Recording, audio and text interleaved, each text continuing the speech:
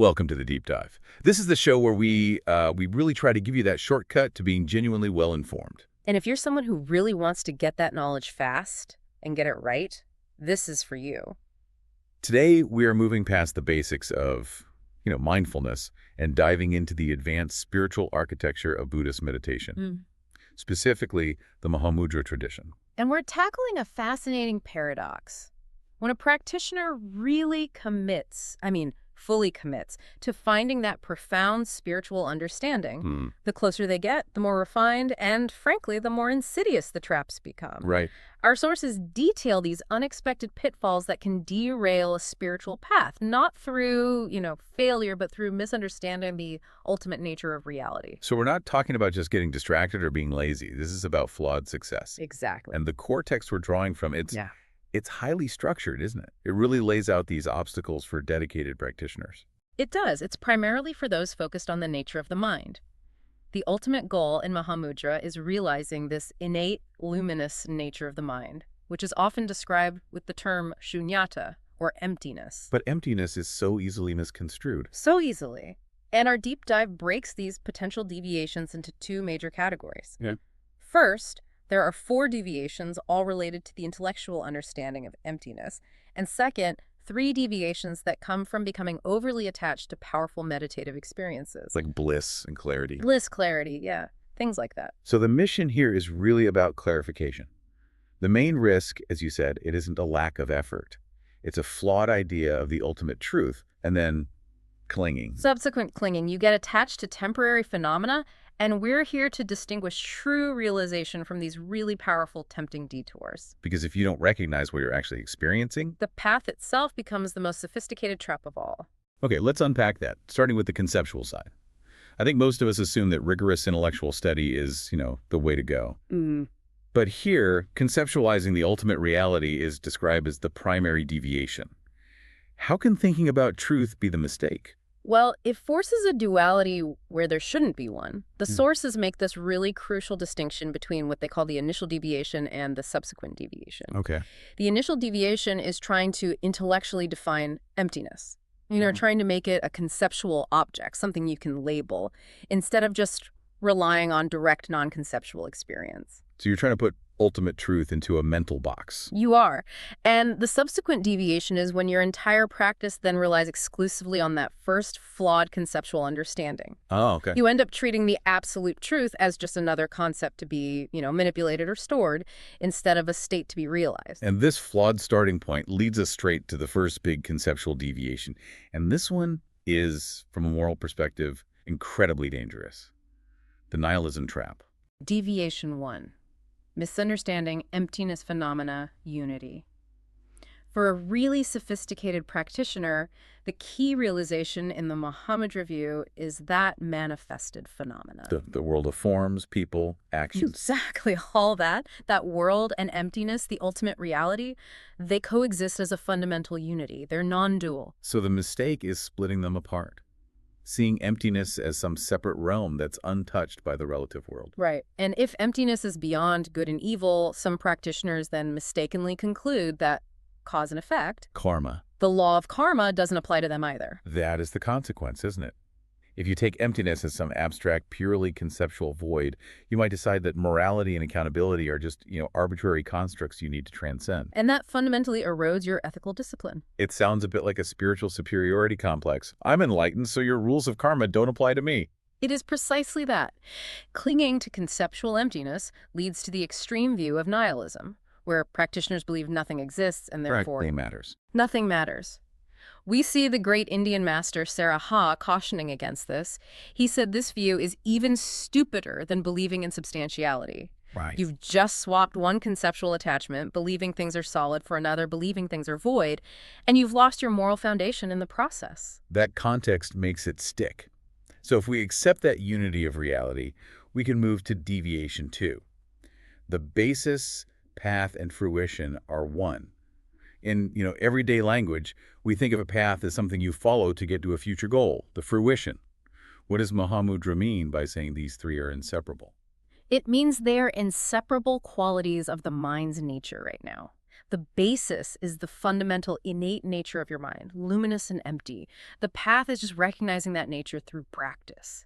And the fruition... Which is Buddhahood, the ultimate realization. Yes, often called the Dharmakaya. That's simply the full recognition and stabilization of the basis. But if you see them as separate, what's the consequence? What happens to the practitioner? Well, if you see them as separate, you end up treating emptiness only as a temporary antidote to delusion. Something you apply when a problem comes up. The initial deviation here is viewing realization, the fruition, as something external that you have to achieve in the future. Like winning a lottery ticket. You totally miss the point that your enlightened nature is already present. So you spend all your time trying to get something you already have. Yeah. Which connects directly to deviation 3. Emptiness is not an antidote, but transformation. Right. If you go into your practice thinking that emptiness is a separate tool you use to eliminate delusions, you're locked firmly in a dualistic mindset. You're judging. Delusion is bad, emptiness is good, and I have to use one to destroy the other. But if you can't eliminate delusion, how do you actually progress? The correct view, which is rooted in non-duality, is transformation through recognition. Okay. You don't try to eradicate or suppress delusion. Transformation happens through self-awareness, through recognizing the empty nature of the emotion or the thought as it arises. And the subsequent deviation. The subsequent deviation here is practitioners thinking they're doing it right, actively blocking the arising of any thoughts or sensations in meditation. They confuse that strained, forced concentration with genuine self-awareness. That explains why just concentrating isn't enough. Okay, final conceptual trap. Deviation 4. Abandoning relative reality. If a practitioner believes they've seen the ultimate truth of emptiness, why would they abandon the conventional world of, virtuous activity? Because they fall right back into that earlier conceptual trap of separation. They believe that good karmic deeds, the relative reality of ethics and action, only matter temporarily, and that you have to transcend all of them with this fabricated conceptual idea of emptiness. And that leads directly to neglecting virtuous activities, specifically the 6 paramitas. Yes. Could you just quickly remind us what the paramitas are in this context? Sure. The paramitas: generosity, ethical discipline, patience, effort, concentration, wisdom. They're the activities that really define the enlightened life. They build the foundation of positive karma and compassion. So by abandoning them, the practitioner becomes, what, isolated? Morally stagnant. Functionally isolated and morally stagnant.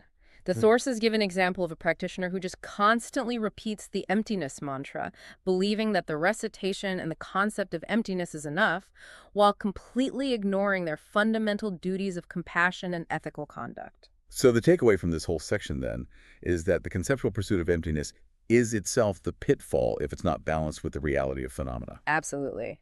The great scholar Nagarjuna said, "Therefore, there is nothing that is not empty by nature." The realization we're seeking is the non-separation, the non-duality of the relative world and the absolute truth. If you separate them, if you conceptualize them, you are immediately trapped. Okay, that covers the 4 conceptual traps, all about thinking about reality in the wrong way.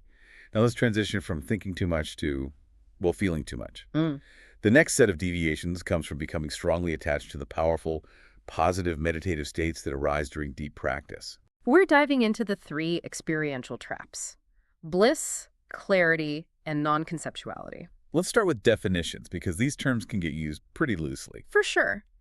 Bliss refers to these profound, pleasant physical sensations. It might be a loss of body feeling, waves of euphoria, or just prolonged physical comfort in your sessions. Okay. Clarity involves mental transparency. The mind feels perfectly sharp. It might include seeing lights, visions, or even what seems like extrasensory perception. And non-conceptuality. That's the cessation of subtle thought. The mind feels vast, quiet, expansive, like a cloudless sky. What's fascinating is that the sources explain the mechanism of how these arise, and it's very physical. It is. These experiences often come from balancing our psychophysical energy, known as prana or life force energy, as it moves through subtle energy channels.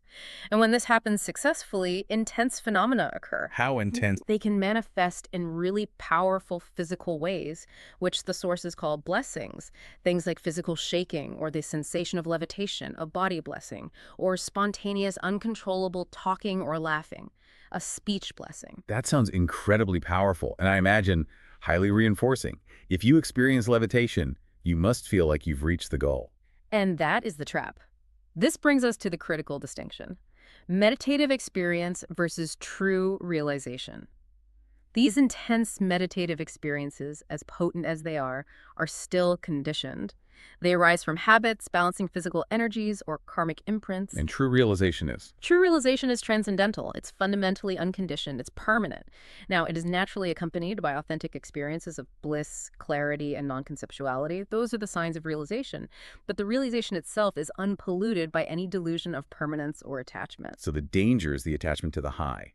You fixate on the feeling, not the ultimate truth that it's pointing toward. Yeah. That fixation is the root of the deviation.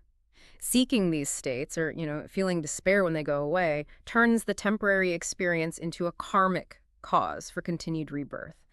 And this is the key nugget for you, because the consequences are enormous. The three-realm trap. Tell us how clinging to these experiences can seal your fate. Attachment to these powerful but conditioned states leads directly to rebirth in one of the three worlds of existence. Okay. First, clinging to the intense bliss leads to rebirth in the desire realm, which is characterized by sensory pleasure, but it's fundamentally impermanent. Right. Second, clinging to heightened clarity, the visions, the psychic powers, that leads to rebirth in the higher but still temporary form realm. Okay. And third, clinging to stable non-conceptuality, that cloudless sky mind, leads to rebirth in the highest but ultimately limited formless realm. Wow. So you achieve this amazing, serene, blissful state, but if you cling to it, you guarantee another round of rebirth. Even the formless realm, which sounds like total nirvana, is just a temporary, albeit very long respite. It's not liberation. Exactly. The great master Saraha warned that these experiences, when you cling to them, become obstacles on the path to liberation. And there's another specific risk for Mahamudra practitioners. Even if they successfully avoid clinging to these things, without enough development of compassion, the method, and the profound vision of emptiness, the wisdom, they risk achieving only the limited realization of an arhat or a pratyeka Buddha. And those paths stop short of full Buddhahood, which is the ultimate Mahamudra goal. Right. They get their own liberation, but don't fully achieve the capacity to help all sentient beings. That is the difference. The realization is there, but it's incomplete. It lacks that profound, non-dual integration of wisdom and compassion. Okay, we've covered the 7 big traps, 4 conceptual, 3 experiential. So how do experienced practitioners who have hopefully cleared these hurdles deal with the inevitable distractions that come up in daily practice? How do they maintain balance on a more mundane level? This is a crucial practical point. Once you have a glimpse of true realization, the nature of the obstacles changes. Let's look at the general obstacles. Dullness and excitation. Right. Dullness is stupor, drowsiness, lack of clarity, a sort of sinking mind. Excitation is restlessness, anxiety, worry, regret. For beginners, the instruction is usually to eliminate these states, right? Sharpen the mind if it's dull, calm it if it's excited. Does the Mahamudra method differ? It fundamentally differs for those who have some understanding of emptiness. The method is not to eliminate dullness or excitation. That would be treating them dualistically, just like Deviation 3. But if these states are so distracting, wouldn't incorporating them just reinforce the distraction? That's the subtlety. You don't reinforce the distraction. You recognize its empty nature. You simply recognize their empty nature and incorporate them into the meditation. You integrate the experience into the view. So if dullness arises, you recognize that dullness itself is empty and mind-created. It has no substance. So you use the obstacle itself as the object of non-dual awareness. Precisely. As the great Tibetan yogi Milarepa explained, trying to eliminate dullness or excitation after realization is like trying to light a lamp when the sun is already shining. There's no need to clean it. What you already understand is fundamentally pristine and empty of inherent existence. Beyond these internal mental states, the sources list other challenges. What are the most insidious ones? They fall into internal, which arise from the skandhas, the components of self and external. Internal obstacles can be physical illness or mental, like acute depression. External obstacles are hostile people or even family and friends who undermine your resolve. But the real sting, and the one most relevant to our listeners who are often successful in the relative world, is how positive circumstances become obstacles. Yes.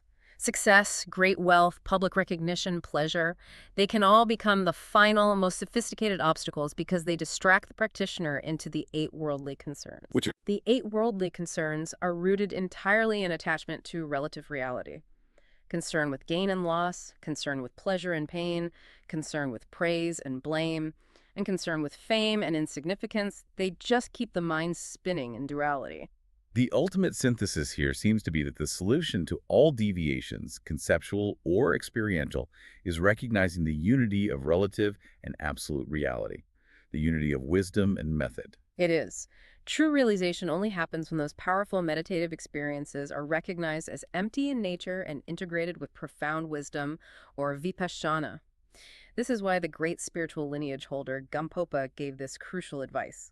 Always maintain vigilance and monitor your sensations. Never rely on them. Make sure your understanding is flawless. That clarity of understanding is a constant guardian of the path. We've mapped out the subtle conceptual traps, like denying karma or seeking some external realization, and the profound experiential traps, that alluring lure of bliss, clarity, and non-conceptuality that can anchor you to those temporary higher realms. And this journey just emphasizes that knowledge is only valuable when it's applied with wisdom and vigilance. True realization isn't about achieving a new state you didn't have before, but about recognizing what we already possess, the innate, empty, luminous nature of the mind. So this leaves us with a provocative thought for you to carry forward, built on the Mahamudra idea of basis, path, and fruition being non-separate. If the ultimate realization is already present within the mind, how does embracing or transforming a painful emotional state like intense anger or hatred function as the true path to awakening? Consider what the early master Matripa suggested. Disturbing emotional states, once their nature is realized, become indistinguishable from wisdom.